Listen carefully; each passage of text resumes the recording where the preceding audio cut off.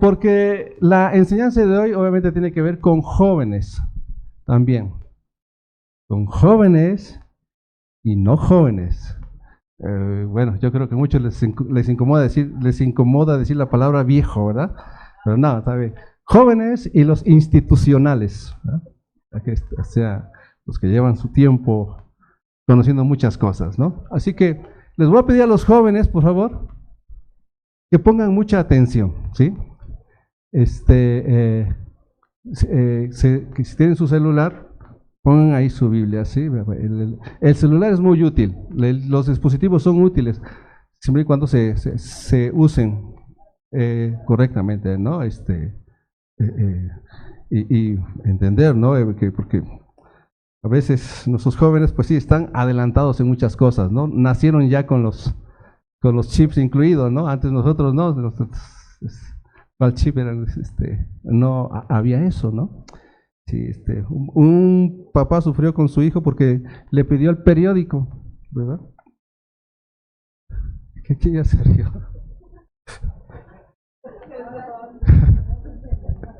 Le pidió el periódico y el hijo le dijo, papá, ya, el periódico ya, eso es muy anticuado. Ubícate, papá, ten el celular, bueno, ocupó el celular. Bueno, lo cierto es que la mosca quedó bien muerta, ¿verdad? El celular bien dañado y el hijo bien enojado, ¿no? Pero bueno, y pasó un tiempo ahí para que volvieran a reconciliarse, ¿no? Entonces, el que le entendió, dice, ¿no? Pero bueno, pero lo cierto es que ellos están muy avanzados en la tecnología, ¿no? La verdad es que conocen mucho más que nosotros, ¿no? Y nacen como que con la experiencia. Bueno, sí, por usar estas, por dejar que la maquinita piense, ¿verdad? Bueno, haga todo el trabajo. Pero bueno, jóvenes, hoy vamos a hablar mucho de ustedes. Bueno, más bien la palabra de Dios va a mencionar eso. Y obviamente implica que se hable también de los institucionales, los viejos, ¿sí? Bien, estamos estudiando el libro de Números, ¿sí? Ya hemos aprendido el orden que hay en el campamento, un orden, digamos, en el aspecto físico donde tienen que estar puestos, ¿verdad? A ver, ¿cuántos campamentos había alrededor? 4, ¿verdad? Son 12 tribus, pero 4 alrededor. Estaba enfrente del tabernáculo, al oriente estaba el campamento de Judá, con 3 tribus, ¿verdad? Al sur, el campamento de Rubén con 3 tribus. Al occidente, Efraín, ¿verdad? Atrás estaba Efraín con 3 tribus. Y arriba el campamento en el norte, Dan, el campamento de Dan con 3 tribus. Ahí están ordenados el tabernáculo en medio, y entre el tabernáculo y los 4 campamentos están los... Yo pensé que... lo estaba yo presumiendo aquí. Ok, y alrededor del campamento los levitas, ¿verdad? Estaban los hijos de Coat, los hijos de Gersón y los de Merari. Y al frente estaban los sacerdotes, ¿ok? Ese era el orden, ¿verdad? Y por supuesto los únicos que entraban al tabernáculo eran los sacerdotes. El cargo de los levitas era cargar todo el tabernáculo, porque cada quien con su parte, ¿verdad? Tenían que cargarlo, ¿verdad? Los de Gersón, ¿qué es lo que cargaban? Las cosas pesadas, ¿verdad? ¿Quiénes cargaban las cosas más santas? Los de Coat, ¿verdad? Los de Coat cargaban las cosas más santas y ellos las cargaban en los hombros, ¿verdad? Aquí cargaban. ¿Y los otros? Les habían sido dados bueyes y carros para cargar, ¿verdad? Ahora, eso era importante, las cosas más santas, ya aprendimos mucho sobre eso, ¿no? Entonces, y el orden de marcha, ¿quién salía primero? El campamento de Judá salía, después Rubén, ¿verdad? Ya, bueno, por supuesto, después de haber recogido el tabernáculo, están todos listos para marchar hacia la tierra prometida, salía Rubén, el campamento de Rubén. Después, ¿quién salía? El tabernáculo, los levitas, ¿verdad? Y luego Efraín, y más atrás en la retaguardia, Dan, ¿verdad?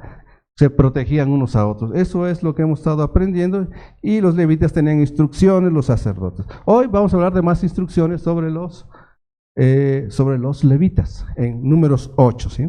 Así que, ¿tienes abierta tu Biblia ahí?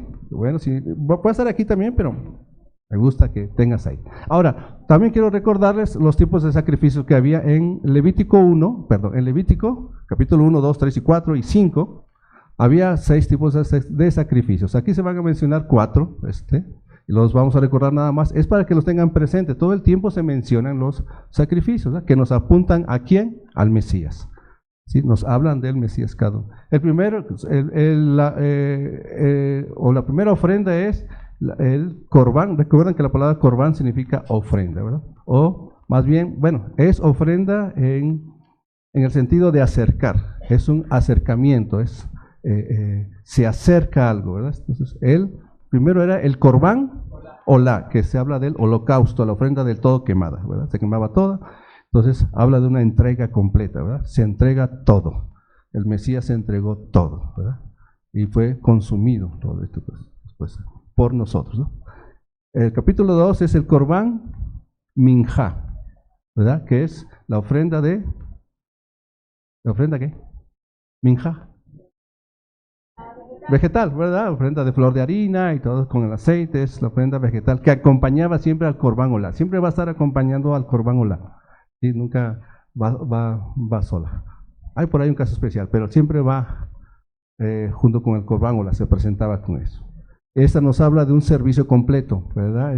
El Mesías vino para servir, no para ser servido. Y eso es nosotros también nos invita, estas enseñanzas nos invita a que nuestra vida debe estar entregada a Dios completamente, ¿no? Y también debe ser para servir completamente. Él vino para servir y fue obediente hasta la muerte, ¿no? El tercer corbán, capítulo 3, corbán shelamín, la ofrenda de paz, o de paces, porque está en plural, dice shelamín, es paces, como cuando decimos hacemos las paces, ¿no? Es hacer la paz, ¿no? Entonces eso nos habla de la comunión y de la gratitud, ¿sí? Entonces el Mesías vino a eso, a tener una comunión, nos entregó la comunión y tener esa relación con Él, con Dios, ¿no? Él es nuestro sacrificio de paz, ¿no? Él es nuestra paz que nos reconcilió con Dios, ¿no? Y luego viene el corbán jatá, ¿verdad? ¿Ese qué es? Es la ofrenda por el pecado de error, por el pecado de hierro, por el pecado de fallo, de equívoco, ¿verdad? Incluso hay de ignorancia, y Él es nuestro corbán jatá, ¿verdad? Porque no sabíamos lo que hacíamos, ¿no? Padre, perdónalos porque no saben lo que hacen. No sabían, ¿verdad? Hasta que se enteraron, pero ya estaba pagado el precio, así que lo único que tenían que hacer era arrepentirse, ¿verdad? Eso es lo que pasó. Luego está el corbán hasham, que tiene que ver con el pecado por la culpa, ¿no? Son casos ahí muy especiales también, sobre algo que debiste haber hecho y no lo hiciste por algún temor. Por ejemplo, fuiste testigo de un asalto y te vieron, ¿verdad? Y te llaman para dar testimonio, pero tú no quieres porque le van a hacer daño a tu familia, entonces no se hacía esas cosas, pecado por la culpa, ¿no? Entonces, y Pablo sufrió estas cosas también, ¿no? Entonces, tenemos esos sacrificios. Hay otra ofrenda que se llama corbán miluín, eso es muy especial para los sacerdotes, era para la consagración de los sacerdotes, ¿no? Entonces, tener en cuenta eso porque se va a mencionar esto aquí, ¿ok? Bien, entonces, capítulo 8, Números, vamos a ver todo el capítulo 8. ¿Cuántos versículos son? ¿Cuántos?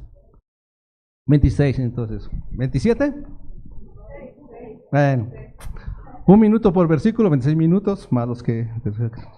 no es cierto, ¿qué va? Bueno, sí, vamos a ver todo.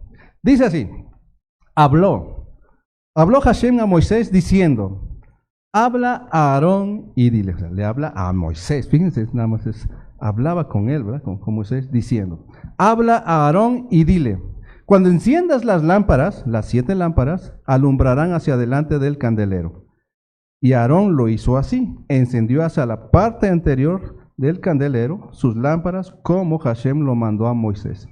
Y esta era la hechura del candelero, de oro labrado a martillo, desde su pie hasta sus flores era labrado a martillo. Conforme al modelo que Hashem mostró a Moisés, así hizo el candelero. A veces ya estamos leyendo más versículos porque tenemos ya más contexto, ¿verdad? Ya podemos entender más, ¿no? Entonces Dios habla a Moisés, quien siempre recibe las palabras de Dios, ¿verdad? Y son palabras de Dios dirigidas ¿a quién? A Aarón. ¿Quién es Aarón? El sacerdote, el sumo sacerdote, ¿verdad? Quien sería el responsable del encargo que recibiría de las palabras de Dios. Es decir, lo que Dios ordenaría sería la responsabilidad del sumo sacerdote, ¿verdad? Que entre otras responsabilidades se encargaría de encender la menorá, el candelero, ponen ahí, es la menorá. Y vemos que esta menorá estaba hecha de un material fino, ¿verdad? ¿Estaba hecha de qué? De oro, ¿no? Que era más o menos aproximadamente 34 kilogramos de oro puro, moldeada a martillo, empezada desde la base, ¿verdad? Desde los pies, dice, hasta arriba, hasta sus copas, sus brazos, que eran como tubos de caña de esa época, ¿no? Así que los detalles, si quieres conocerlos, están en Éxodo 25, versículo 31 al 40, y el capítulo 37, 17 al 24. Si quieres anotar ahí, para ver los detalles de este candelero. Era un candelero, pues grande el candelero, lo ponen ahí. Tenía como unos escalones, o hay quienes piensan que se arrimaba a unos escalones, porque van a saber por qué ahorita, ¿no? Para encender esos siete brazos, esas 7 lámparas, ¿no? Ahora, la instrucción empieza diciendo, ahí en español ponen, cuando enciendas las lámparas, ¿verdad? ¿Está así escrito? Bueno, vamos a leer lo que dice en hebreo, en esa segunda parte, cuando dice, así le dirás a Aarón, ¿verdad? Dice así,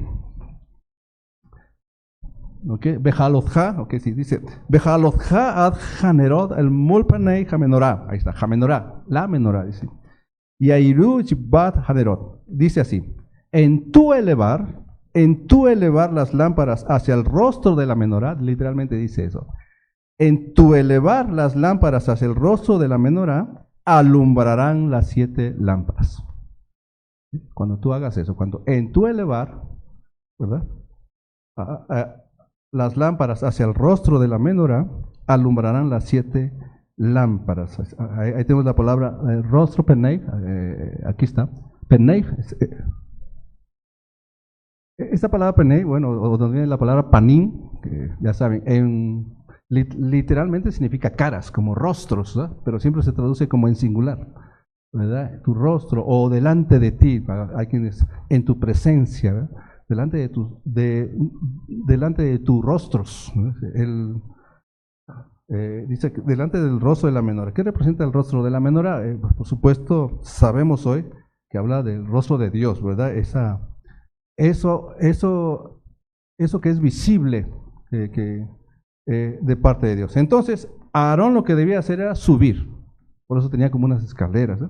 Subir tomando del fuego de Dios, del fuego que había mandado Dios para los sacrificios, ¿sí? No era cualquier fuego, no se presentaba en el tabernáculo fuego extraño. Siempre era del fuego de Dios que había descendido del cielo al altar del sacrificio. Recordarán ustedes esa escena, ¿verdad? Cuando se van a ofrecer el sacrificio, bueno, el primer sacrificio fue fuego de Dios, dice la Escritura, ¿no? Fue el fuego de Dios y se mantenía ese fuego. Entonces, con ese fuego encendería las lámparas. Él sube en su elevar para las lámparas con sus utensilios. Entonces, hasta ese momento alumbrarían. Entonces, alumbrarán las lámparas. ¿Hacia dónde alumbrarían? Bueno, hacia adelante. Enfrente de la menorá, ¿qué estaba? La mesa de los panes del rostro, los panes de la proposición, como es conocido, ¿eh? Los panes del rostro. Y así lo hacía Aarón. Entonces, aquí está escrito como como algo profético, ¿verdad? O sea, cuando tú hagas eso, tú, sumo sacerdote, hagas eso, entonces alumbrarán hacia los panes del rostro, ¿verdad? Cuando se eleve la luz, cuando se eleve a ti luz. Entonces, la menorá estaba dentro del lugar santo, ya sabemos, ¿no? Dice Éxodo 40, 24, ¿sí? Dice, puso el candelero, ¿quién lo puso? Moisés, ¿sí? Todavía no entraban en funciones los sacerdotes, ¿sí? Dice, puso el candelero en el tabernáculo de reunión, enfrente de la mesa, al lado sur de la cortina. Ahí está, ¿no? Entonces es importante tomar en cuenta en dónde estaba la menorá y hacia dónde alumbraba, ¿sí? Su parte delantera daba hacia la mesa de los panes de la presencia, del rostro, ¿eh? Y tengamos presente que los 12 panes, ¿a qué representan? Las 12 tribus de Israel, ¿verdad? Entonces, ¿a qué alumbraba la menorá? A esos 12 panes, ¿verdad? Que significa el pueblo de Israel. Entonces, el diseño de la menorá, por las copas en forma de flor de almendro y las flores de almendra, las flores de almendra, ¿verdad?, nos recuerdan el árbol de la vida. La menorá nos recuerda también eso. El árbol de la vida en el huerto del Edén, donde Dios hablaba con el hombre y se paseaba en el huerto, ¿no? Ahí, al aire del día, dice la Escritura. Entonces, la menorá también representa, seguramente han escuchado muchas clases aquí, ¿verdad?, los 7 espíritus de Dios por sus 7 brazos, ¿verdad? En Isaías 11:2 dice, y reposará sobre él, está hablando del siervo que vendría, es decir, del Mesías, el espíritu de Hashem, espíritu de sabiduría y de inteligencia, espíritu de consejo y de poder, espíritu de conocimiento y de temor de Adonai, de Hashem, ¿verdad? Entonces, esta profecía habla de Yeshua. Él es la menorá que alumbra por el Espíritu de Dios. Él es la luz de este mundo. Jesús es la luz de este mundo. Él también representa o es el rostro de Dios. Él fue la expresión corpórea de Dios. En Juan 8:12 dice, esas son palabras del Mesías. Otra vez Jesús les habló diciendo, yo soy la luz del mundo. ¿En qué momento lo dijo? Se celebraba una fiesta ahí. Hanukkah, ¿va? Celebraban una fiesta de los judíos llamada Hanukkah, la fiesta de la dedicación, que le llaman la fiesta de las luces, ¿no? Entonces, y él dijo esto, yo soy la luz del mundo, el que me sigue no andará en tinieblas, sino que tendrá la luz de la vida. Entonces Yeshua es la luz del mundo, y el que le sigue, dice, tendrá la luz de la vida. El aceite con que se mantienen las llaves es de olivas machacadas. Ustedes también han escuchado sobre eso, ¿no? Ese aceite es figura de ¿qué? Del Espíritu de Dios, ¿verdad? El aceite es figura del Espíritu de Dios con el cual el Mesías fue ungido, ¿no? Dice Lucas 4, versículos 17 al 19. Y se le dio el libro, o sea, aquí Jesús entra a la sinagoga, ¿verdad? Se para ahí al frente y se le da un rollo, dice, y se le dio el libro del profeta Isaías, y habiendo abierto el libro, halló el lugar donde estaba escrito, el Espíritu del Señor está sobre mí, por cuanto me ha ungido para dar buenas nuevas a los pobres, me ha enviado a sanar a los quebrantados de corazón, a pregonar libertad a los cautivos y vista a los ciegos, a poner en libertad a los oprimidos, a predicar el año agradable del Señor. Y enrollando el libro, lo dio al ministro y se sentó. Y los ojos de todos en la sinagoga estaban fijos en él. Y comenzó a decirles, hoy se ha cumplido esta escritura delante de vosotros. Fueron palabras tremendas para el primer siglo de ellos. ¿Cómo que se ha cumplido delante de nosotros esa profecía, ¿no? Entonces Yeshua está profetizado en el lugar santo también, ¿verdad? Él lleva la luz a los que están en tinieblas. Esta menorá se encendió hacia el lugar indicado, delante del pan del rostro, esos 12 panes, como ya dijimos, simboliza las 12 tribus de Israel, ¿no? La luz de Yeshua es para su pueblo, para todo aquel que en él cree, ¿verdad? Cuando Yeshua nació y fue llevado al templo, un hombre llamado Simeón, que era justo y piadoso y que esperaba la consolación de Israel, ¿verdad?, y al cual Dios le había revelado que vería al ungido del Señor antes de que muriera, ¿verdad? Dios le había revelado, tú no vas a morir hasta no ver al ungido de Dios. Entonces este Simeón fue al templo y guiado por el Espíritu de Santidad, ¿no?, y tomó en sus brazos al pequeño, a Yeshua, ¿verdad? Lo toma y vamos a ver qué dijo. Dice Lucas 2, versículo 29 al 31. Palabras de Simeón.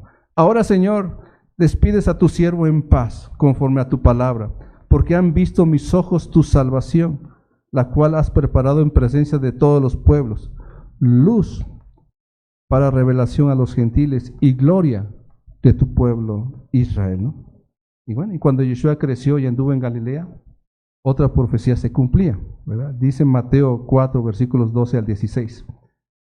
Cuando Jesús oyó que Juan estaba preso, volvió a Galilea, y dejando a Nazaret, vino y habitó en Capernaum, ciudad marítima en la región de Zabulón y de Neftalí, para que se cumpliese lo dicho por el profeta Isaías, cuando dijo: tierra de Zabulón y tierra de Neftalí, camino del mar al otro lado del Jordán, Galilea de los gentiles, el pueblo asentado en tinieblas vio gran luz, y a los asentados en región de sombra de muerte, luz les resplandeció. Yeshua, nuestro sumo sacerdote, ¿va? En su elevar. Para la luz, bueno, ellos vieron luz, el pueblo vio gran luz. Entonces, Él es nuestro sumo sacerdote, ¿no? Y Aarón es figura solamente de Él, ¿no? Aarón, el sumo sacerdote, sería responsable de que en su elevar, al encender las 7 lámparas de la menorá, bueno, alumbrarían.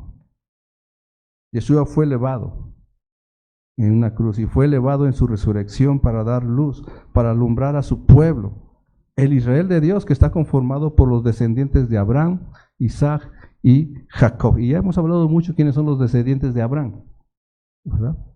Dice la Escritura: si tú eres de Cristo, si vosotros sois de Cristo, ciertamente linaje de Abraham sois, ¿no? Y herederos según la promesa, ¿no? Somos descendientes de Él, ¿no? Y somos nosotros como gentiles injertados, ¿no?, al pueblo de Dios por medio del Mesías. Entonces, pero es importante también que el pueblo sea luz, ¿no? Que nosotros seamos luz, ¿sí? Así que como Él es luz, nosotros debemos ser luz. Ahora,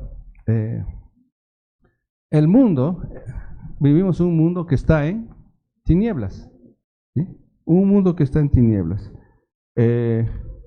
Y los dardos del enemigo, como dice la Escritura, nos quieren apagar, nos quieren herir, ¿no? Con enfermedades, con ideologías, con moda, entretenimiento, religiones, distorsión de las realidades. El sistema de este mundo está diseñado para desviarnos. Así está diseñado, y a muchos los tiene bien desviados, ¿no? En tinieblas, ¿no? Y cuanto más oscuro se siente este mundo, bueno, las señales del día que esperamos son evidentes. Siempre Dios dio señales con la naturaleza. Dice en Eclesiastés, ¿no?, que el sol sale del oriente, nace de ahí y se pone para salir otra vez, ¿verdad?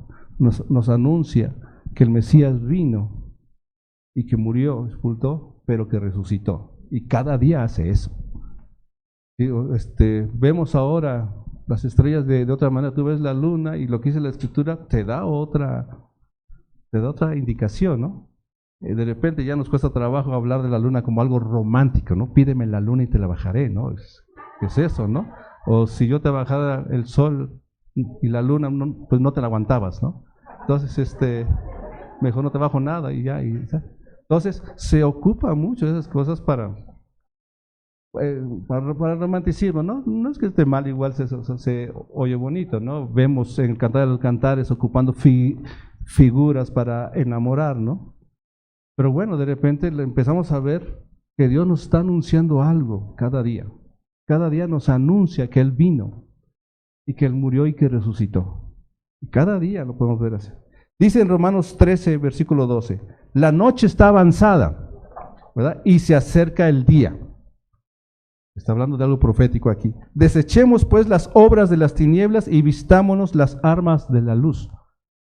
¿Qué significa que la noche esté avanzada, verdad? El tiempo de su venida está ya pronto, ¿verdad? Así que desechemos las obras de las tinieblas. Entonces, que el rostro del Señor resplandezca sobre ti, ¿verdad? La luz del Señor resplandezca sobre ti, dice la bendición sacerdotal. Y nosotros como pueblo de Dios venimos a la luz y desechamos las obras de las tinieblas y resplandecemos como luminares en este mundo, como dice la Escritura. Si Él nos alumbra es para que los hombres vean la luz de Dios en nosotros. Como saben todos, yo soy músico, ¿verdad? Sí saben que soy músico. O sea, no soy músico porque toco la guitarra. toco la guitarra porque soy músico, ¿verdad? Pero no sé si me explico en ese punto, ¿verdad? Porque no todos los que tocan guitarra son músicos, ¿verdad? Pero un músico puede generalmente tocar la guitarra o el piano, ¿no? Ahora, un director de música, creo que lo he explicado bastante, pero lo voy a tomar, ¿no? El director de música de una orquesta nunca está de frente al público, ¿verdad? Cuando está dirigiendo, bueno, puede voltearse y hacer algunas indicaciones, ¿no? Pero generalmente está de frente a la orquesta y al coro, ¿verdad? Y él dirige.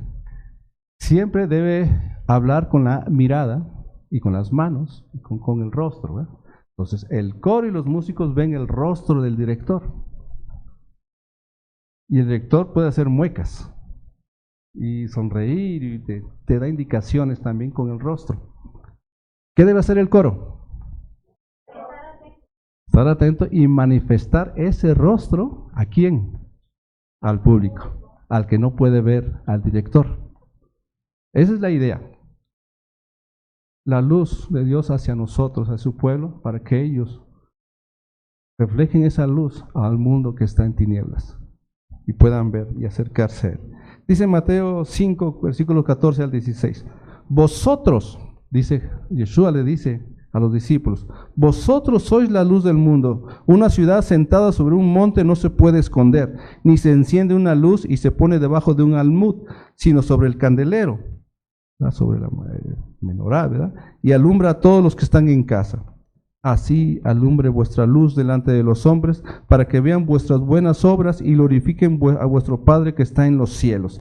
Entonces, Dios no nos escondió debajo de un almud. No hizo eso Dios, ¿verdad? Él mismo nos eleva para alumbrar su luz delante de los hombres. ¿Con qué? ¿Cómo alumbramos la luz de Dios en nosotros? Según el texto, con las buenas obras, ¿verdad? Dice ahí, vuestras buenas obras que vienen de parte de Dios, sus mandamientos, ¿eh? Así que si la luz proviene de Él, y tú eres de Él, bueno, su pueblo, el pueblo es quien exhibe esa luz, obedeciendo. Con esto en mente, entonces, vamos a ver la instrucción que los levitas, que de alguna manera también son figura de todo el pueblo. Ahora, podemos imaginar esto. Yo creo que de las cosas que Dios nos dio fue la imaginación, ¿verdad? Solo que no abusemos de la imaginación, ¿verdad? Cuando vemos las figuras en la escritura como el tabernáculo, ¿verdad? Que en medio está los levitas, en medio del campamento y el tabernáculo están los levitas, es una figura donde todas las 12 tribus alrededor es representativo como el mundo, pero los levitas van a ser representativos como el pueblo de Dios, ¿sí? Incluso los sacerdotes, porque representan mucho la comunión, porque ellos comían en el patio la carne en presencia de Dios, ¿verdad? Ellos comían ahí, entonces, y afuera todos viendo. Miren cuán hermoso es habitar los hermanos juntos en armonía, ¿verdad? Viendo esa comunión. A eso nos invita Dios. Entonces vamos a leer. Ya hablamos de la menorá. Versículos 5 al 7 dice: también Hashem habló a Moisés diciendo: toma a los levitas de entre los hijos de Israel y haz expiación por ellos. Así harás para expiación por ellos. Rocía sobre ellos el agua de la expiación y haz pasar la navaja sobre todo su cuerpo y lavarán sus vestidos y serán purificados. Aquí aparece la palabra expiación o expiar, ¿verdad? ¿Sí? A veces no es la misma palabra para cada uno. Por eso tenemos problemas de entender el texto, ¿no? Entonces, Dios habla a Moisés y le dice que tome a los levitas que iban a estar fuera de las 12 tribus de Israel, porque siempre se dice 12 tribus y son 13. Con los levitas son 13, ¿no? Pero solo se menciona 12, ¿no? Entonces le dice que tome a los levitas y haga expiación por ellos. Aquí está la palabra expiación. Por ejemplo, en el versículo 7 dice tajarán, que significa ellos serán, ahí ponen expiación, pero van a ser aptos. La palabra tajarán, ahí está, Es donde viene la palabra tajer o tajor. ¿Alguien recuerda qué es tajor? Sí, ¿verdad? Tajor está en Levítico 11, donde está, bueno, están en varias partes, pero en Levítico 11 es muy famoso, porque en Levítico 11 Dios estableció lo que es comida y lo que no es comida. Simple así. Dios estableció, esto es comida, esto no es comida, ¿verdad? Yo sé que el más común que se maneja de decir que no es comida es el cerdo, ¿no? Pero hay bastante, está el cerdo, el conejo, la liebre, el cocodrilo. Esto no es comida, eso es lo que dijo Dios. Esto no es alimento, ¿verdad? Esto sí es alimento. Eso es lo que dijo Dios. Ahora, esto que no es alimento se le llama tamé, y esto que es alimento se le llama tajor. Eso es lo que dice la Escritura. Tajor es todo aquello que Dios estableció que sea apto, adecuado, apropiado para el consumo, y todavía hay más especificaciones sobre apropiado para el sacrificio, que es todavía un poquito más estricto, ¿sí? Porque había animales limpios, pero que no se debían de acercar al tabernáculo, es para el sacrificio, ¿como cuáles? Como un venado, por ejemplo. ¿Sí? Tenía que ser algo doméstico, un cordero, un toro, ¿ves? Todo eso. Y en cuanto a las aves, sería un palomino o una tórtola, ¿no? Eso es lo que se acercaba, era animal tajor, adecuado, apropiado, ¿verdad? Calificado, ¿verdad? También es todo aquello que no está apto, no está calificado, no está apropiado, establecido por Dios que esto no es apto. No quiero que me saquen esto. No tiene que ver con suciedad, con higiene. Simplemente se estableció, esto no lo quiero, esto no se me acerque esto, por favor. Se le llama tamé. Lo han traducido como inmundo. Cuando tú pones la palabra inmundo se oye como sucio, ¿no? Así lo tienen muchos. No. Simplemente es no calificado, simplemente no está calificado. Ya, ¿sí? Entonces, el hombre, por ejemplo, cuando Dios lo creó, el hombre lo creó tajor, es decir, adecuado para estar delante de la presencia de Dios, para acercarse a Dios, tajor, ¿no? Cuando peca, no se hace tamé. El hombre nunca fue tamé, sino fue hol, es decir, profanado. No se puede acercar a Dios porque ha sido profanado. Eso sucedía con los sacrificios, ¿eh? Se tenía que acercar no cualquier animal tajor, limpio, que se traduce como limpio, ¿verdad? Pero no se podía acercar para el sacrificio cualquier animal limpio. Tenía que ser del corral, del corral, del vacuno, del ovejuno o las aves, ¿no? ¿Cómo se llama? La tórtola o palomino, ¿no? De ese tipo de animales, ¿no? Los demás animales limpios no se podían acercar. Todos los animales limpios se pueden comer, todo el tajor se podía comer, ¿no? Pero si un cordero tenía aquí torcida la oreja, ¿verdad? O se había fracturado una patita, es un animal tajor, pero profanado. Está profanado. No se puede acercar a Dios, pero se puede comer, ¿sí? Porque es limpio. Sí se puede comer, está adecuado para comerse, pero no para acercarse a Dios, ¿sí? Entonces, esto es. Bueno, ok, si lo destroza un tigre, una fiera del campo, no se puede ni tocar. No se puede comer, ese es cierto, porque ha sido precisamente por la sangre, ¿verdad? ¿Para dónde se fue? La sangre se tenía que vertir en la tierra. Entonces, tajarán, ahí viene la palabra tajor, dice. Entonces, harás expiación por ellos, tajarán, es decir, los vas a hacer adecuados, los vas a hacer aptos para acercarse a mí, ¿verdad? Ellos serían declarados ritualmente limpios, aptos. Entonces Moisés purificaría a los levitas para declararlos aptos, limpios para el ministerio en el tabernáculo. Y lo haría de esta forma, dice, primero rociaría sobre ellos el agua de la expiación. Ahora, aquí está la otra palabra expiación que es distinta. Esta palabra expiación viene de la palabra hatat. Ya saben que es hatat, el corbán hatat, el pecado de error. Por eso es importante conocer cómo eran los sacrificios. Tenemos esta palabra expiación que es la misma de antes y nos puede confundir. Aquí es el agua de la expiación, que es de la palabra hatat o del corbán hatat, y que se refiere al pecado de error, ¿no? De las transgresiones. Esta agua de la purificación es la descrita en el capítulo 19 de Números, que ya hablaremos más adelante, más ampliamente, ¿no? Más adelante. Pero es el agua que lleva las cenizas de la vaca roja, ¿sí? Eso está en Números 19. Entonces especial, ¿no? Entonces, además de ser rociados con el agua de la expiación, Moisés haría que fueran rasurados, ¿verdad? Se tendrá que rasurar el cuerpo, y sus vestidos debían estar lavados, y así serían aptos, adecuados, ya están listos, adecuados para el ministerio que tenían que hacer. ¿Cuál era el ministerio de los levitas? Entre otras cosas, por ejemplo, cargar el tabernáculo, ¿verdad? Como ya lo hemos visto.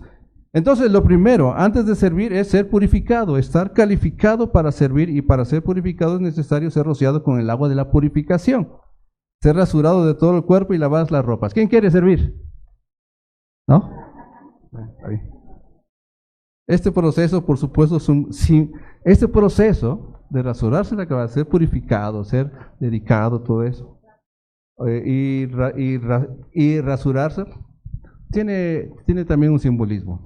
¿Qué es lo que representa? Representa el abandono de una vida vieja para empezar una nueva, ¿no? Para el servicio de Dios en el tabernáculo.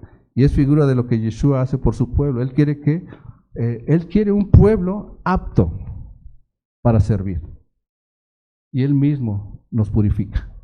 ¿Sí? Efesios 4, versículos 22 al 24 dice: en cuanto a la pasada manera de vivir, rasúrense, purifíquense, bueno, despojaos del viejo hombre, rasúrense de eso, ¿verdad? Que está viciado conforme a los deseos engañosos, y renovaos en el espíritu de vuestra mente, y vestíos del nuevo hombre, creado según Dios en la justicia y santidad de la verdad. ¿Quién quiere servir estando calificado de esta manera? Eso es lo que simboliza. Nos estaba dando una enseñanza a Dios desde ahí, cómo tenía que ser su pueblo, despojándose del viejo hombre. ¿Sí? Colosenses 3, versículos 5 al 15 dice: haced morir pues lo terrenal en vosotros. ¿Qué es lo terrenal en el hombre? Bueno, pues lo que sigue: fornicación, impureza, pasiones desordenadas, malos deseos y avaricia. Eso es lo terrenal en el hombre. Y se le llama idolatría. ¿Qué es idolatría? ¿Verdad? Cosas por las cuales la ira de Dios viene sobre los hijos de desobediencia, en las cuales vosotros también anduvisteis en otro tiempo cuando vivíais en ellas.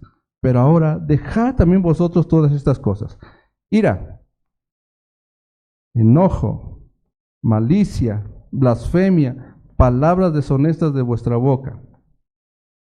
No mintáis los unos a los otros, habiéndoos despojado del viejo hombre con sus hechos, y revestido del nuevo, el cual conforme a la imagen del que lo creó, se va renovando hasta el conocimiento pleno, donde no hay griego, ni judío, circuncisión, ni incircuncisión, bárbaro, ni escita, siervo, ni libre, sino que Cristo es el todo y en todos.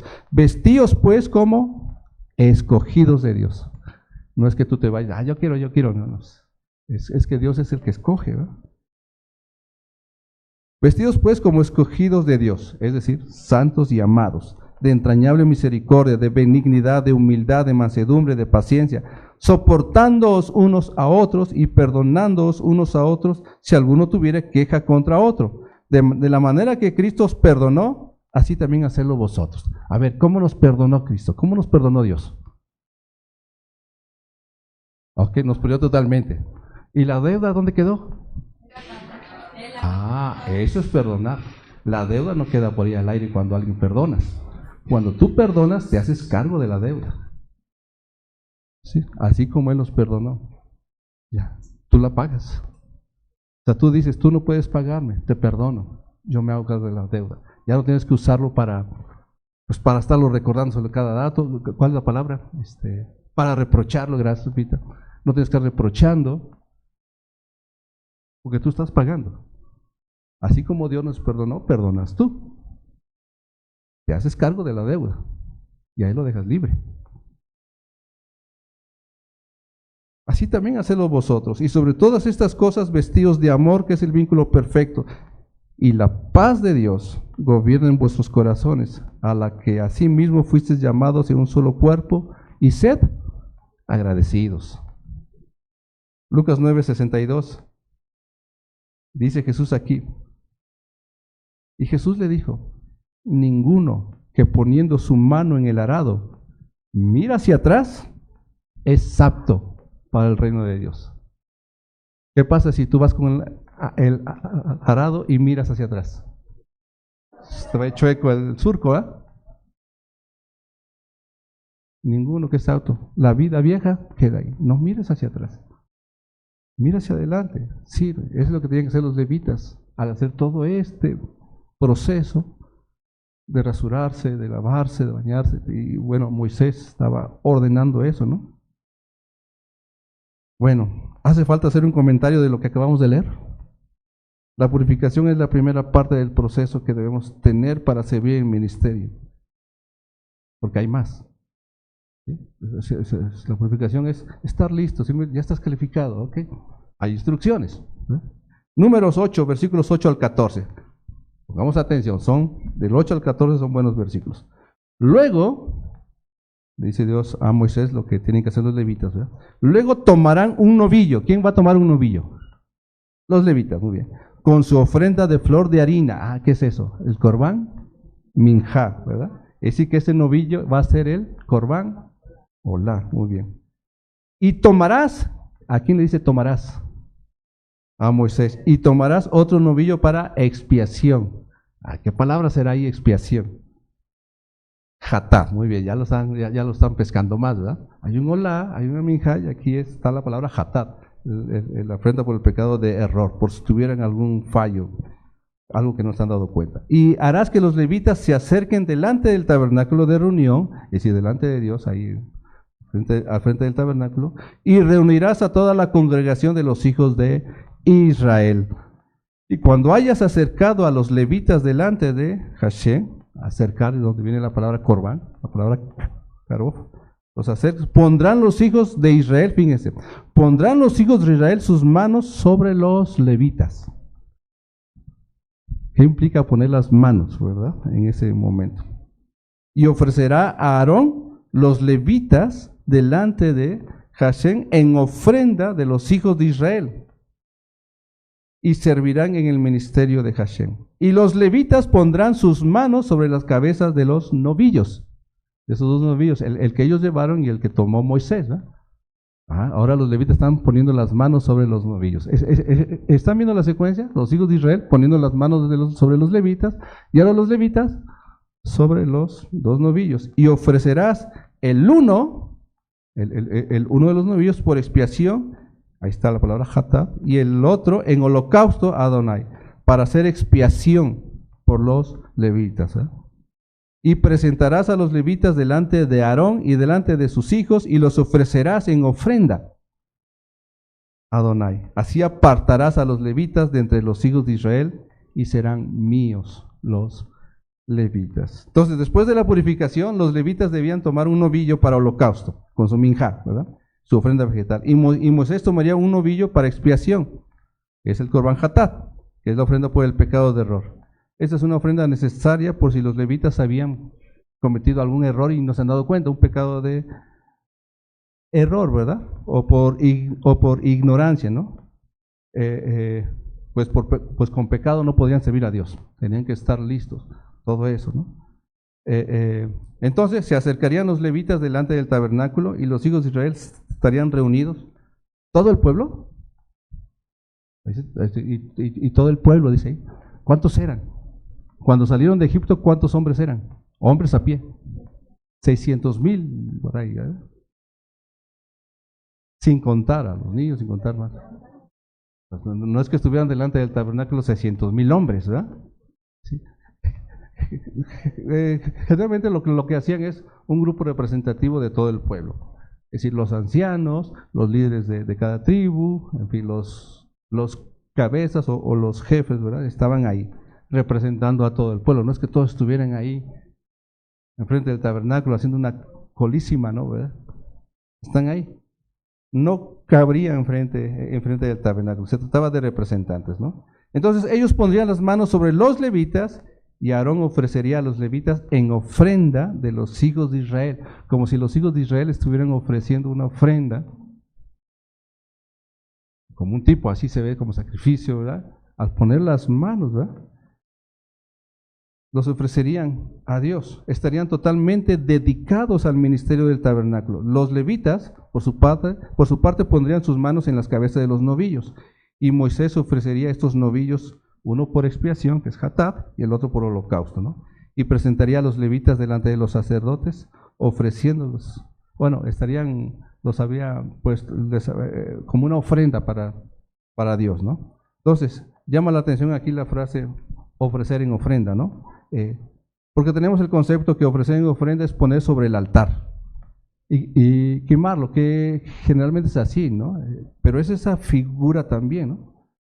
Pero lo que significa es dedicarlo.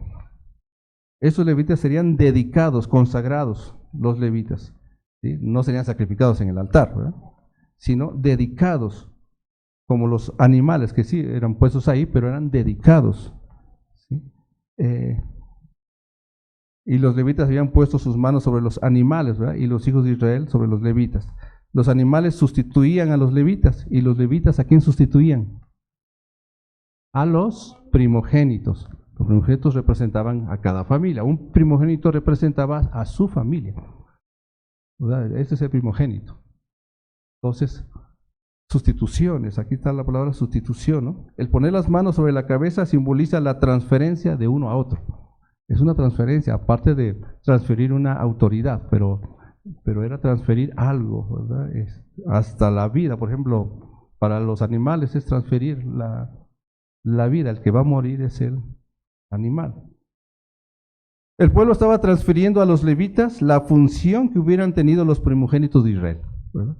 Y los levitas transferían a los animales su vida dedicada a Dios, además de sus pecados, ¿no? Para estar aptos para el servicio del tabernáculo. El versículo 14 termina diciendo, así apartarás. En hebreo dice, Behibdatá, es decir, y distinguirás. Esa es la palabra. Cuando te aparta a Dios, porque te distingue. Así distinguirás. Es decir, harás distinción entre los hijos de Israel y los levitas. Entonces, esa es una figura muy interesante porque tenemos al tabernáculo, a los levitas, y más afuera a las 12 tribus, ¿verdad? Las 12 tribus de Israel. En ese sentido representan las 12 tribus al mundo, viendo a aquellos que son distinguidos. No es que sea Dios preferencial o algo así, sino hay una distinción de los que están cerca de Dios. La pregunta aquí será, ¿qué te distingue a ti del mundo? ¿O quién te distingue? ¿Quién te distingue de este mundo? ¿Qué es un distinguido? Cuando nosotros leemos las cartas, Pablo, apóstol, a los santos que están en Gálatas, está diciendo, Pablo, apóstol, a los distinguidos, a los que han sido apartados, ¿verdad? Moisés es lo que estaba haciendo, ¿no? Pues Dios le dijo, así tú distinguirás a los levitas, los apartarás para mí. Sin duda alguna, aquel que nos distingue de este mundo es Yeshua. Moisés es una figura del Mesías.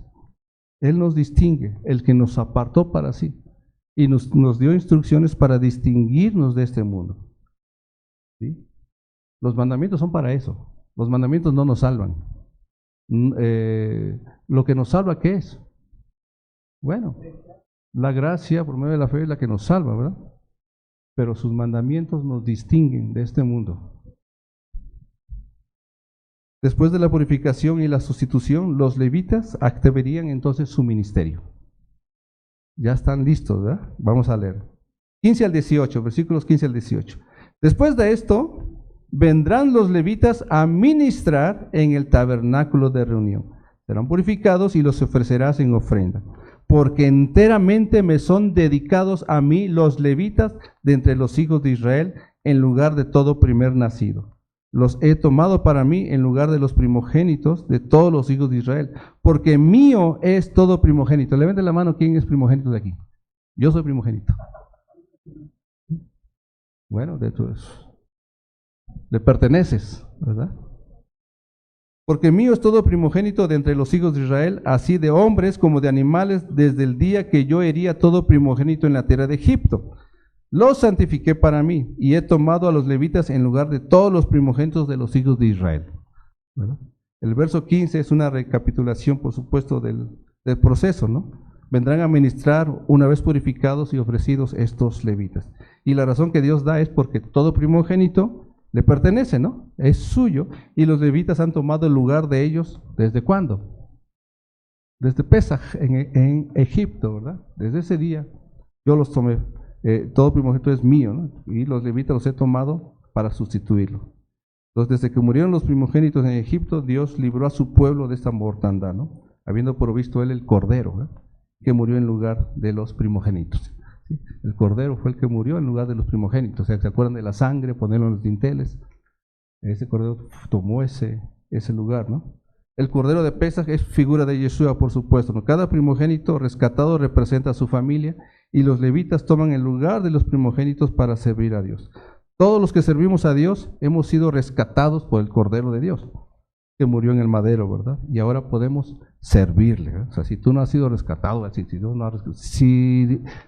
no rescata, si Dios no redime, pues no se puede servir a Dios, ¿verdad? No podían salir de Egipto para servir a Dios si Dios no los rescata.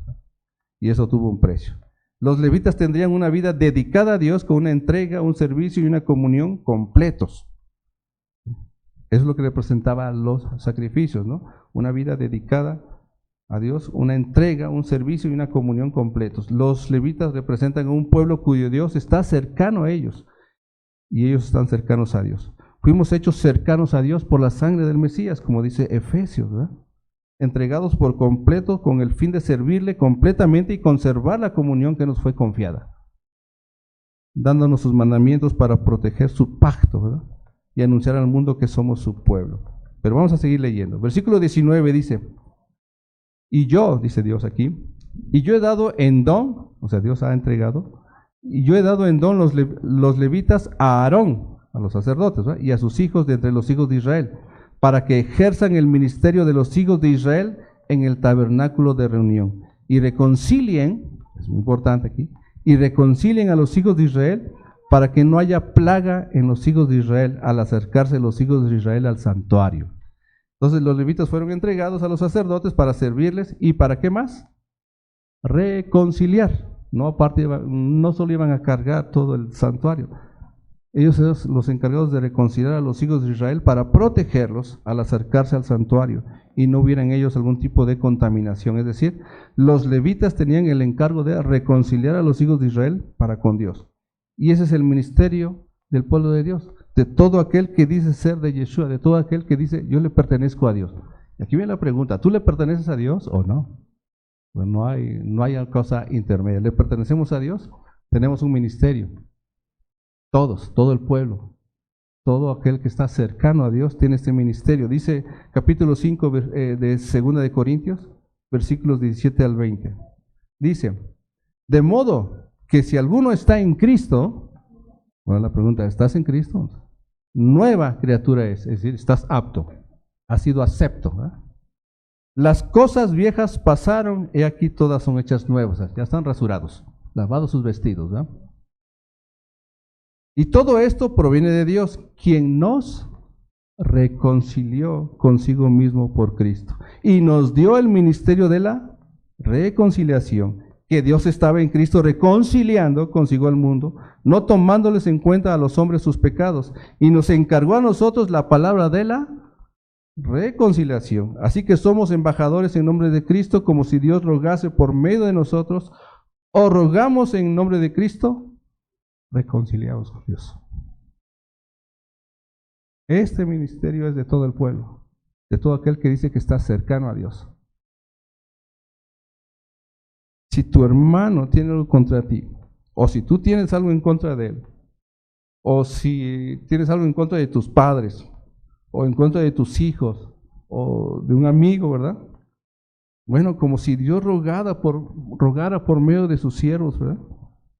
Rogamos entonces en el nombre de Yeshua, reconciliaos con Dios primeramente y luego con tu hermano, reconcíliate, es decir, arregla las diferencias, no dejes pasar eso, muévete de la enemistad a la amistad.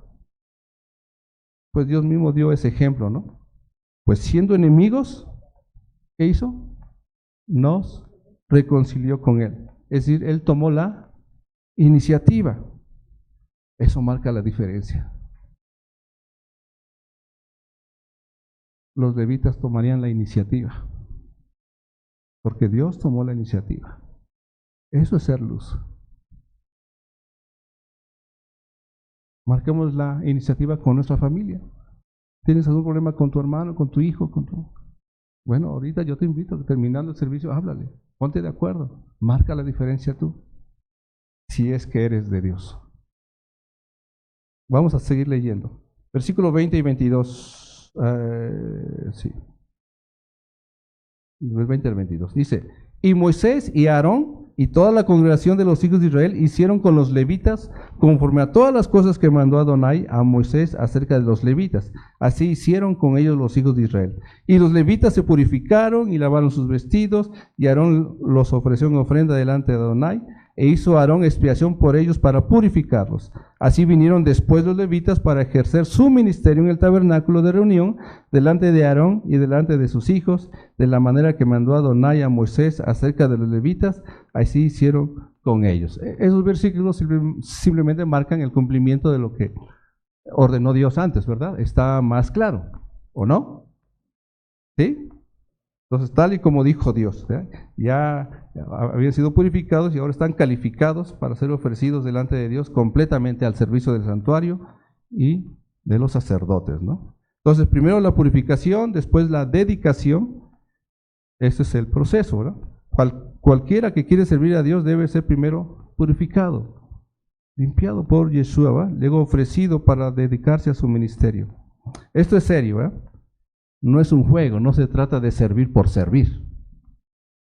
No es que tú te dices, a ver, ¿en qué te puedo ayudar? En el servicio del templo, de la iglesia, de la congregación, ¿no?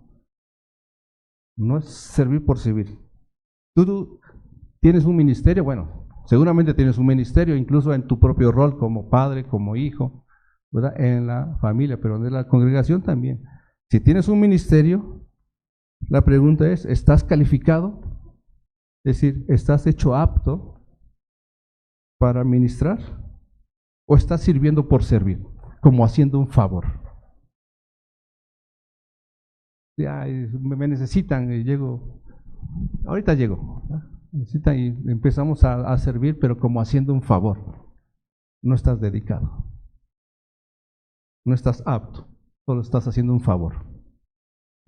Y si buscas una recompensa en ello, probablemente lo tendrás.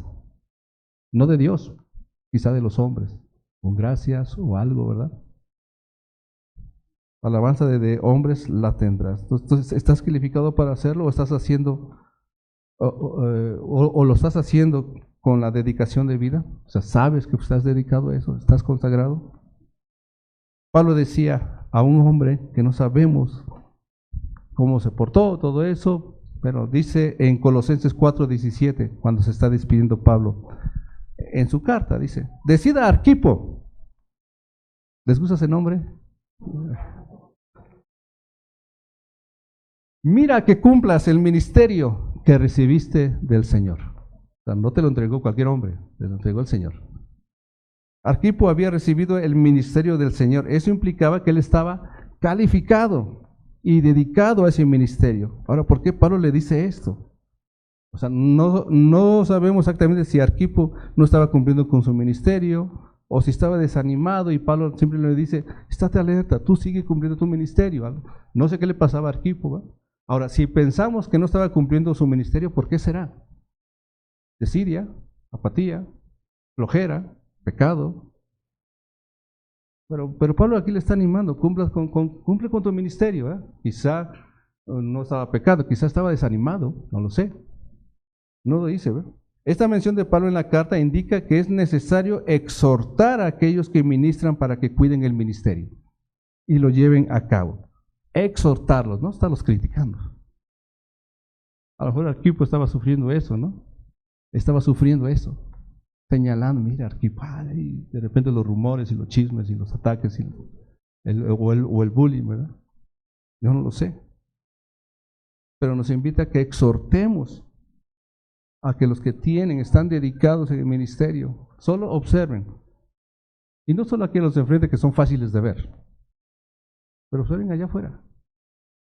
A los que enseñan, a los que sirven. Es necesario llegar y darles palabras de ánimo. Decirles, qué buen trabajo has hecho. ¿Necesitas ayuda? También. cumple con tu ministerio. Hay que recordarles que el Señor es el que los llamó al ministerio. Si es que el Señor los llamó, si no, solamente estás haciendo favores. Pero vamos a leer un poco más acerca de la instrucción de los levitas. Versículos 23 al 26. Luego habló Adonai a Moisés diciendo, los levitas de 25 años, ¿quiénes tienen 25 años acá? Ok. 25 años de casado, ok. Ok, 25 años en cada pierna, ¿no? Ok. Dice, luego habló Adonai a Moisés diciendo, a los levitas de 25 años arriba, o sea, de 25 años para arriba, entrarán a ejercer su ministerio en el servicio de tabernáculo de reunión. Pero después de los 50 años, ¿quién tiene 50 años? Pero después de los 50 años cesarán de ejercer su ministerio. Tengo 54 por si quieren saberlo. Y nunca más lo ejercerán. Ahora, sigue. Servirán con sus hermanos en el tabernáculo de reunión para hacer la guardia. Así harás con los levitas en cuanto a su ministerio. Ok. ¿Cuál era el ministerio de los levitas? Bueno, el trabajo de los levitas era un trabajo pesado y delicado, el tabernáculo. Cargar con esas cosas, ¿verdad? Recordemos que ellos eran los encargados de desmontar, transportar y armar todo el tabernáculo con instrucciones específicas, ¿verdad? O sea, eran hombres que tenían que estar fuertes, ¿no? Así.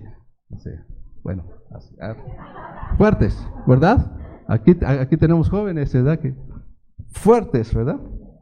Hombres fuertes para el servicio, ¿verdad? Y ese servicio se ejercía a partir de qué edad?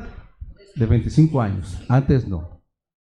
Generalmente la literatura judía y todos los comentarios los judíos de ese primer siglo y hasta mucho después, comentan que antes eran entrenados. No entraban a ejercer el ministerio, tenían primero que ser instruidos, las razones por las que hay que hacerlo así, o sea, toda una enseñanza. Entonces, a partir de a los 25 años es cuando se graduaban, ¿verdad? Ya listos, eran hombres, ya estaban listos, ¿no? Ya, van a servir. ¿Durante qué tiempo? Bueno, ¿cuánto tiempo servían en el ministerio? 25 años. O sea, llegaba a la edad de los 50 años y se terminaba el servicio de ellos sobre las cosas del tabernáculo, ¿no? ¿Sí? Dejaban de servir en las cosas del tabernáculo, pero no dejaban de servir en otras áreas. ¿Por qué dejaban de servir en las cosas del tabernáculo? ¿Verdad? Bueno, hombres de 25 años, ¿otra vez quiénes están aquí? ¿Verdad que estamos de 25 a 50 años? Pues sí, es una época de mucha fuerza, ¿no? Fuerza, así. Jóvenes, fuertes, así. Tienen fuerza. Muchos, he estado leyendo, dice que a partir de 45 años empieza a decaer el hombre en su fuerza, que ya no esté bien, que estén cargando, ¿verdad? Por eso necesitamos de los jóvenes aquí. Estos, cuando llegaran a la edad de 50 años, dejarían de servir, pero estarían para ayudar a sus hermanos a proteger la guardia. Es decir, estarían pendientes de que sus hermanos, los activos, ¿verdad?, en las cosas del ministerio, que ellos cumplieran con su ministerio. ¿Sí? Es decir, la experiencia de estos hombres, después de servir 25 años en eso, pues ya 25 años son 25 años sirviendo ahí, sabiendo cómo hacerlo, toda una institución, por eso digo que no son viejos, son institucionales, ¿verdad? Podía aportar mucho a los nuevos, a los activos en el ministerio y durante su ministerio. Bastante.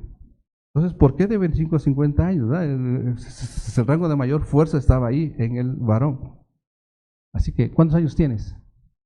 Bueno, aquí cargamos cosas pesadas, déjenme decirles, ¿sí? O sea, cargar estas cositas que tenemos aquí, meterlas ahí, es pesado.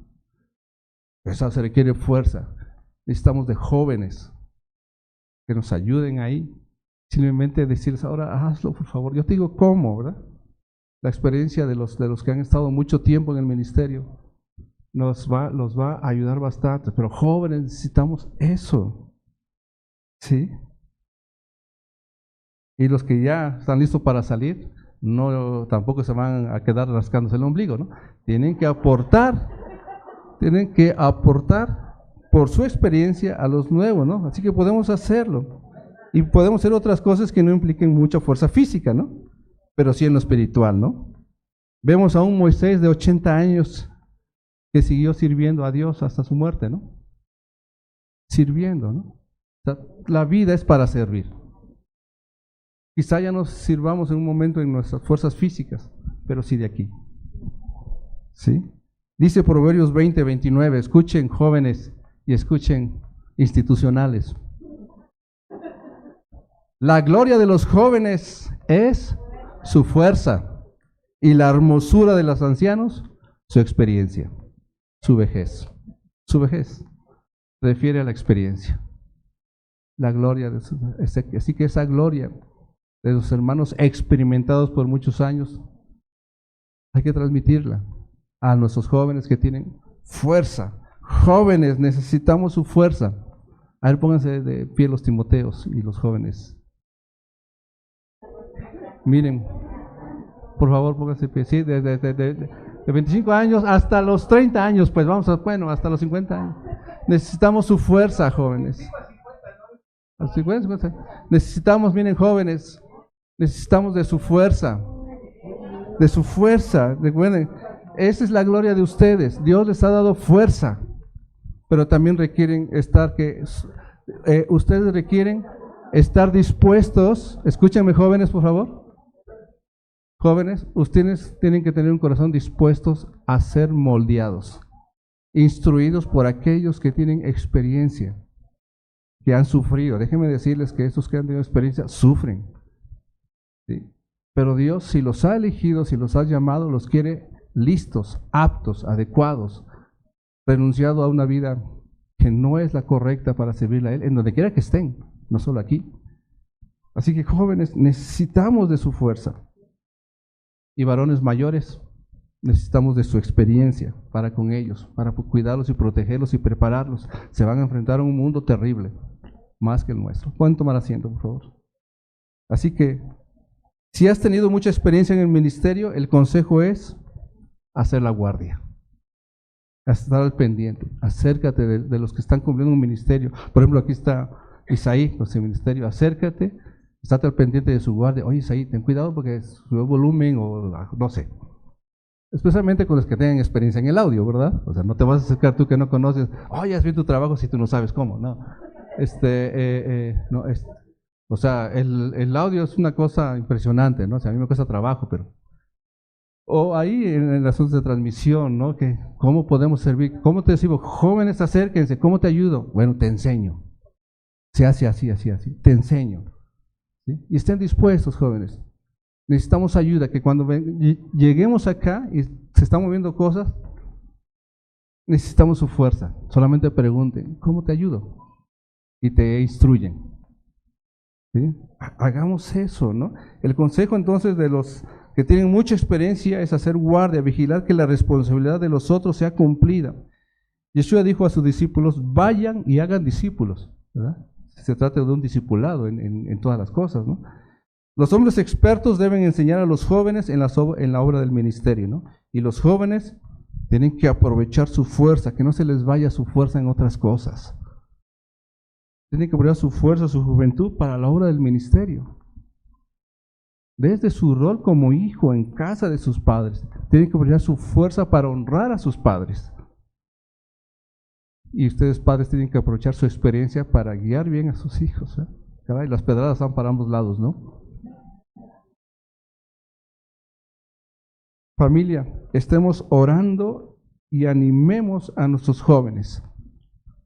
Animemos a nuestros jóvenes. Padres, animen a sus jóvenes porque ellos se encargarán, o ya se están empezando a encargar, de la congregación. Y oremos por aquellos de amplia experiencia para que aporten el consejo sabio en el cuidado del ministerio. Eso es lo que debemos de hacer. Y si Yeshua te ha apartado para ti, tengamos disposición de hacerlo. Así que Haz la obra del ministerio al cual Dios te ha llamado en tu casa y luego hacia afuera. ¿Sí? Porque no está bien ser incongruentes. Si eres una cosa en tu casa y otra afuera, eso es incongruencia. No estás dedicado. Dedica eso. Si tienes algo que aclarar cuentas con tu papá, con tu hijo, con tu mamá, con tu hermano, hazlo. ¿Sí? Dios, ponte a cuenta con Dios porque Él es el que te hace apto y es amplio en perdonar. Así que animémonos, purifiquémonos, dediquémonos y estemos con un corazón dispuesto. Jóvenes, aprovechen su fuerza y hermanos mayores, aprovechen su experiencia a favor del ministerio. Amén. Vamos a orar.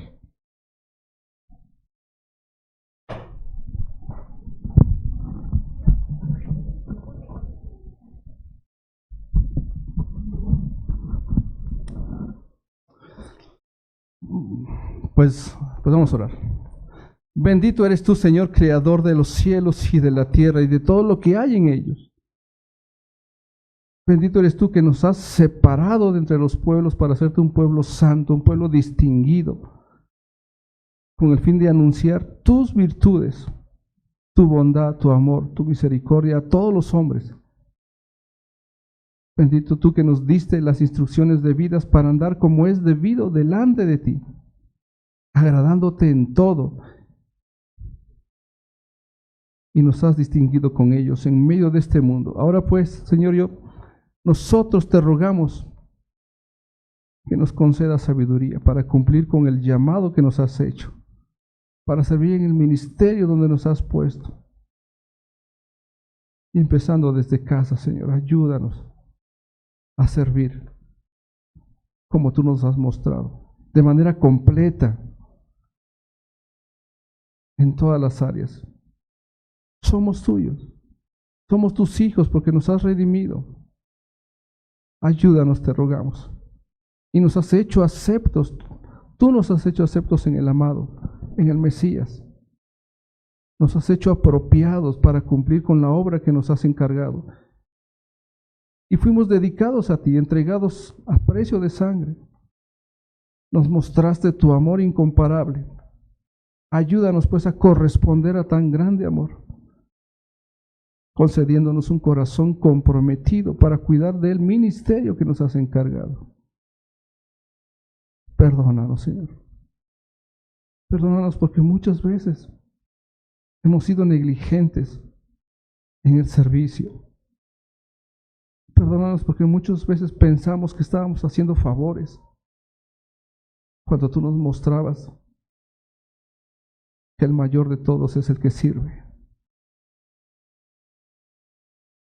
Danos ese corazón de siervo que necesitamos.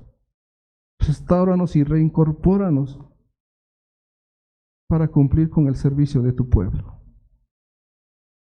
Para que tu nombre sea glorificado, seas exaltado en medio de nosotros. Y si tú has hablado a muchos de aquí, Señor, fortalécelo. Rogamos, Señor, por nuestros jóvenes, que esa fuerza que tienen, que esa juventud que tienen,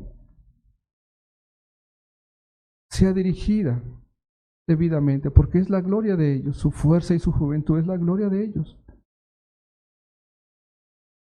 Manténnos, Señor, en la rectitud, en la justicia tuya, en donde quiera que estén y a lo que sirvan y a lo que se dediquen más adelante. Manténlos ahí. Y fortalécelos aún más, Señor, para que no flaqueen. Enséñalos a esperar en ti, para que recorren nuevas fuerzas. Y también te pedimos, Señor, por aquellos que tú has tenido durante mucho tiempo y que le has dado sabiduría por la experiencia al seguir tus instrucciones. Guarda sus corazones, Señor, y sus pensamientos en tu paz, y que puedan aportar a los jóvenes de su experiencia, de su sabiduría a través de los años, para que nuestros jóvenes sean protegidos también. Gracias, Señor, porque nos permites protegernos unos a otros con tu amor, con tu sabiduría, con tu palabra. Gracias te damos, Señor, por la palabra de hoy. Gracias porque nos mostraste tu amor y tu misericordia. Esta misericordia la cual necesitamos cada día. Gracias por darnos vida nueva. En ti vivimos, en Cristo, en Yeshua vivimos. Y en Él queremos servirte. Gracias, Señor, por darnos ejemplo. A ti sea la gloria y la honra en el nombre de Yeshua. Amén.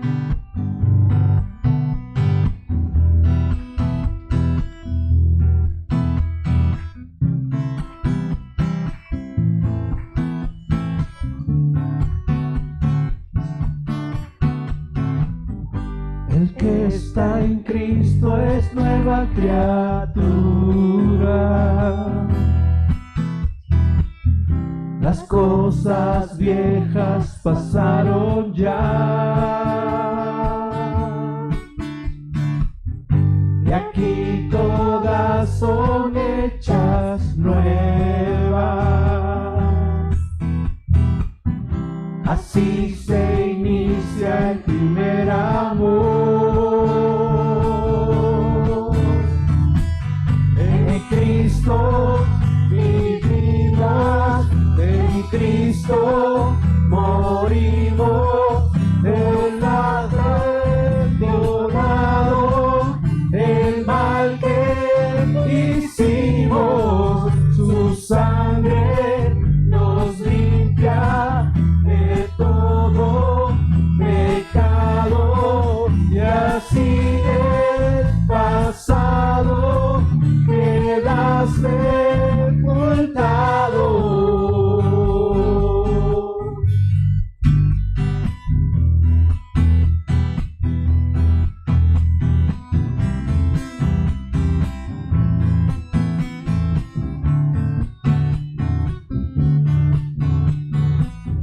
El que está en Cristo es nueva criatura.